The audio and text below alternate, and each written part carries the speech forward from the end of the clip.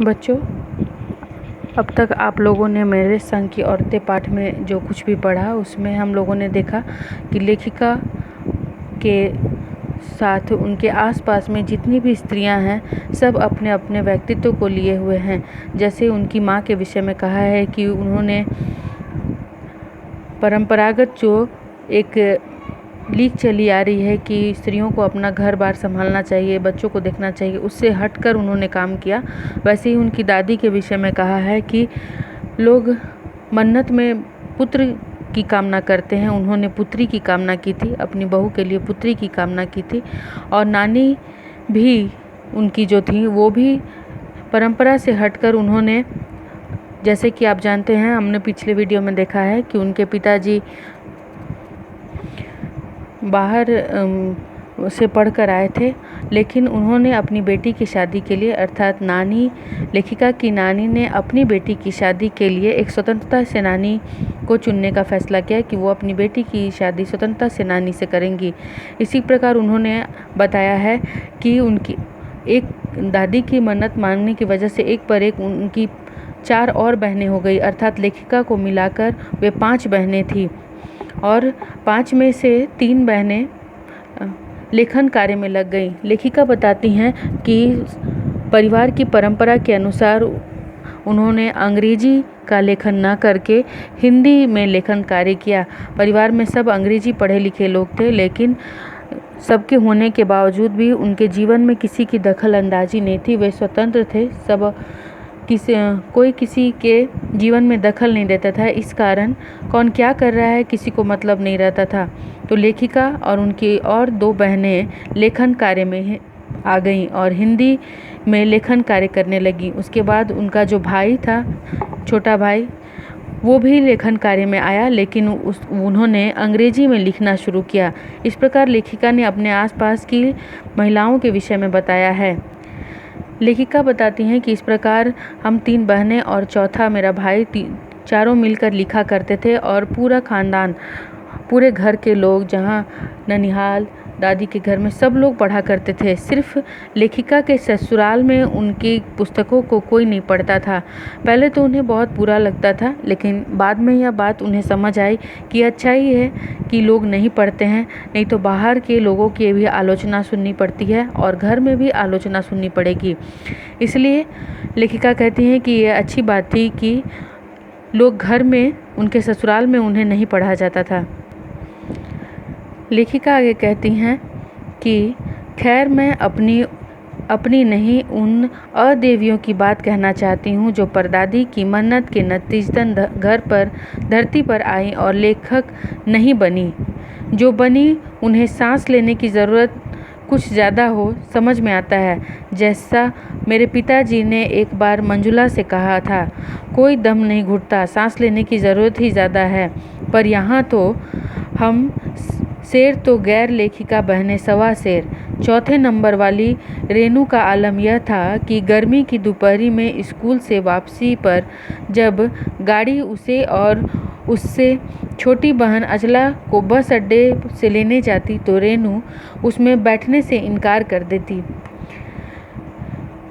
इन पंक्तियों में लेखिका यह कहना चाहती हैं कि मैं अपने विषय में नहीं तथा उन लोगों के विषय में नहीं बात करना चाहती हूँ, उन 2 बहनों के विषय में नहीं, उन 2 और बहनों के विषय में बात करना चाहती हूँ जो परदादी की मन्नत के नतीजतन धरती पर आई थी, लेकिन उन्होंने लेखन कार्य नहीं किया। उनमें से 2 थी, उनकी बहनें जो 2 थी, उनमें चौथे नंबर वाली रेनू थी और 5वें नंबर उनसे छोटी बहन अचला थी। लेखिका बताती हैं कि जो बनी उन्हें सांस लेने की ज़रूरत कुछ ज़्यादा हो, समझ में आता है। जैसे मेरे पिताजी ने एक बार मंजुला से कहा था, कोई दम नहीं घुटता, सांस लेने की ज़रूरत ही ज़्यादा है। लेखिका का कहना है कि उनकी जो 2 बहनें थी उनमें से मंजुला, जो उनकी बहन है, वो कहती थी कि इस घर में दम घुटता है मेरा। तो पिताजी ने उनसे कहा था कि दम नहीं घुटता, बस सांस ज़्यादा लेने की ज़रूरत है।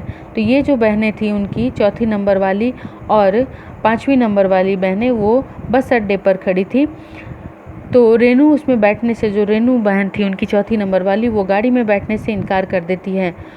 उसका कहना था कि यूं थोड़ा सा रास्ता गाड़ी में बैठकर तय करना सामंत शाही का प्रतीक था, जो शायद था, पर साथ ही पिता के अतिरिक्त लाड़ का भी, और रसोइये को खाना खिलाकर जल्दी फारिग करने की लाचारी का भी। माँ तो सब चीज़ों से उदासीन रहती थी, पर पिता काफ़ी कुड़ते भुनते जब देखते कि अचला गाड़ी में बैठी चली आ रही और रेनू पीछे पीछे पसीने में तरबतर खरामा। बचपन में एक बार चुनौती दिए जाने पर उसने जनरल मिथैया को पत्र लिखकर उनका चित्र मंगवा लिया था, जो एक मोटरसाइकिल सवार जवान आकर उनके हाथ में दे गया था। पड़ोस में उसका रुतबा काफ़ी बढ़ गया था। गाड़ी में बैठने के साथ उसे इम्तिहान देने से भी परहेज था।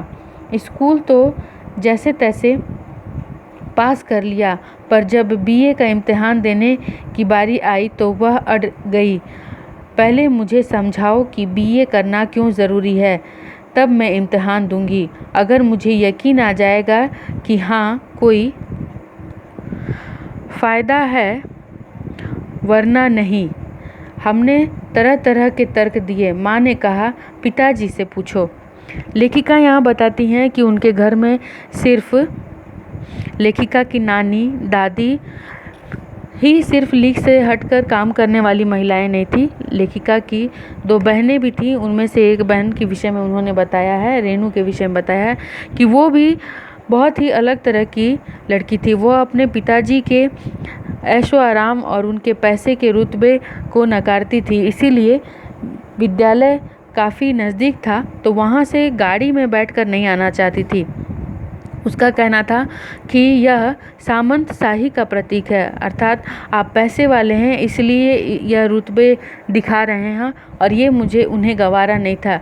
इसीलिए वो वहाँ से एक बेटी गाड़ी में बैठकर आती थी और रेनू पैदल पैदल आती थी। पिताजी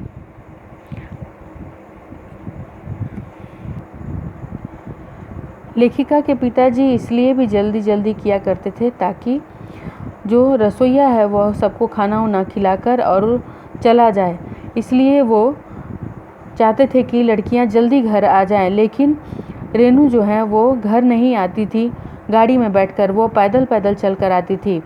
बचपन में उनके इस हट को देखकर बचपन में उनको किसी ने एक बार चुनौती दे दी तो उन्होंने पत्र लिखकर जनरल मिथैया को पत्र लिखकर उनका एक फ़ोटो मंगवा लिया था, जो घर पर एक साइकिल सवार ने दे गया था।